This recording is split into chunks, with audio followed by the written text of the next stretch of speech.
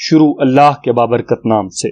China اور امریکہ کے درمیان الاسکا میں ہونے والی پہلی 2 روزہ ہائی آفیشل میٹنگ اپنے پہلے ہی روز چائنا اور امریکہ کے ایک دوسرے پر شدید اور سخت الزامات پر ختم ہو گئی۔ یہ میٹنگ کہ جس کا دورانیہ 2 روز پر مشتمل تھا لیکن اپنے پہلے ہی روز ختم ہو کر پبلک ڈسپلے یا منظر عام پر آ چکی ہے کہ عالمی میڈیا کے سامنے چائنا اور امریکہ ایک دوسرے پر اس طرح الزام لگاتے ہوئے اٹھے۔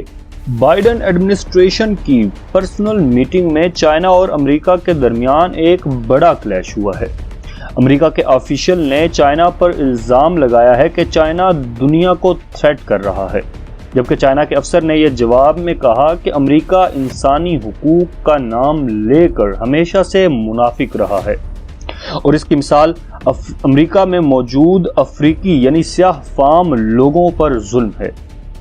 امریکہ اور چائنا کے درمیان تعلقات اس وقت شدید خرابی تک پہنچے جب امریکی سابق صدر ڈونلڈ ٹرمپ کا چائنا کے ساتھ تجارت، ٹیکنالوجی اور خطے کی سیکیورٹی پر کلیش ہوا، اور اب امریکی نئے صدر جو بائیڈن جو کہ نئی پالیسیوں پر یقین رکھتے ہیں اور ٹرمپ کے چائنا کی طرف شروع سخت اقدامات سے پیچھے ہٹنا چاہتے ہیں۔ لیکن ناظرین، اگر اسی کے دوسرے رخ کو دیکھا جائے تو جو بائیڈن بھی چائنا کو امریکہ کا ایک بڑا حریف سمجھتا ہے، جیسے کہ نئے امریکی صدر جو بائیڈن نے یہی کہا کہ امریکہ مقابلہ کرنا جاری رکھے گا۔ جب چائنا نے انسانی حقوق کو انٹلیکچوئل پراپرٹی کہا تو امریکہ نے اس کو چائنا کا ہیومن رائٹس پر ایک بڑا حملہ قرار دیا، جبکہ چائنا نے ان چارجز کو ریجیکٹ کیا اور کہا کہ امریکہ کسی صورت بھی چائنا کے اندرونی معاملات میں مداخلت نہ کرے۔ السلام علیکم ناظرین، میں ہوں آپ کا ہوسٹ عبادت علی مہران اور آپ دیکھ رہے ہیں نبض جہان۔ میں آپ کو بتاتا چلوں کہ اگر آپ ریسرچ بیسڈ کرنٹ افیئرز کی تفصیلات چاہتے ہیں تو ہمارے چینل کو سبسکرائب کیجیے اور بیل آئیکن کو ضرور دبائیے۔ تو چلتے ہیں اپنے آج کے ٹاپک کی طرف۔ امریکی افسر اینٹونی بلنکن نے چائنا پر الزام لگایا کہ چائنا سائبر اٹیکس کے ذریعے گلوبل سٹیبلٹی کے لیے خطرہ بن رہا ہے، جیسے کہ اس نے امریکہ پر کئی سائبر حملے کیے اور اس کے ساتھ دنیا بھر میں معاشی تنگیوں کا باعث بن رہا ہے۔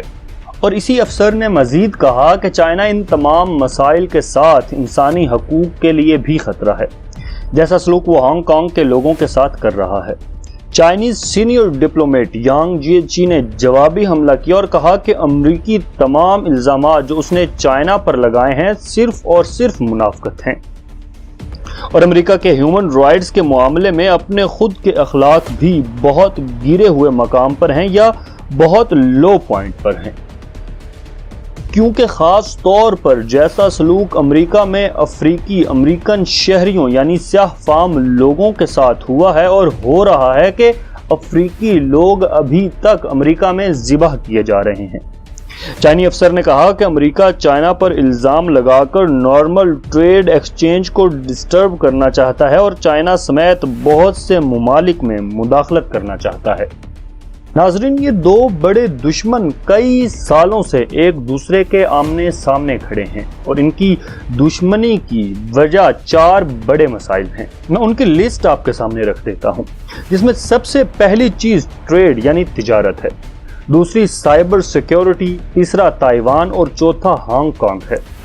امریکہ پہلے بھی ساؤتھ چائنا سی میں اپنے وارشپس اور وار پلینز کے ہمراہ چائنا کے بہت سے ہمسایہ ممالک کے ساتھ مل کر سامنے آیا تھا، اور اس کے ساتھ چائنا کے بہت سے دشمن ممالک بھی شامل تھے۔ یہاں ایکسپرٹس کا کہنا ہے کہ امریکہ چائنا کی بڑھتی معاشی طاقت کے بارے میں مسلسل خوفزدہ ہے۔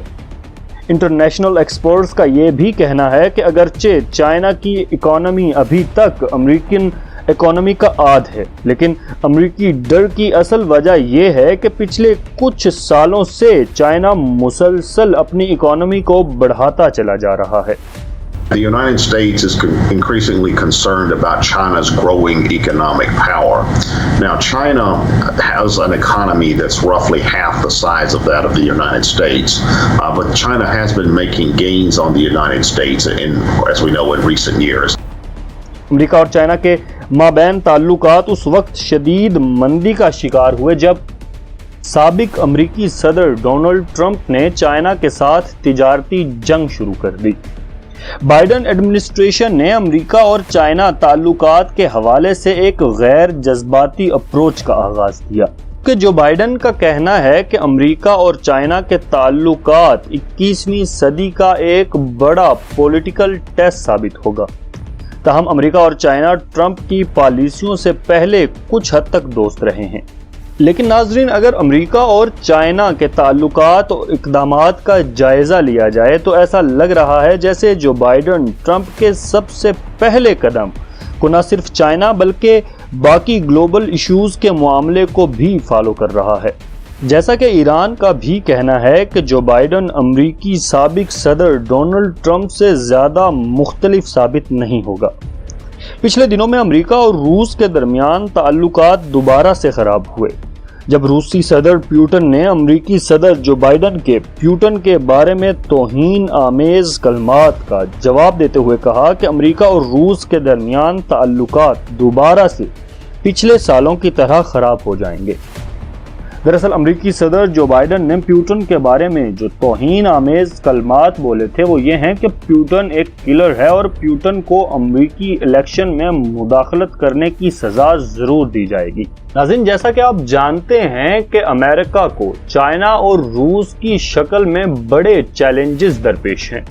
اب ایسے میں اونٹ کس کروٹ بیٹھتا ہے یہ تو وقت ہی طے کر پائے گا۔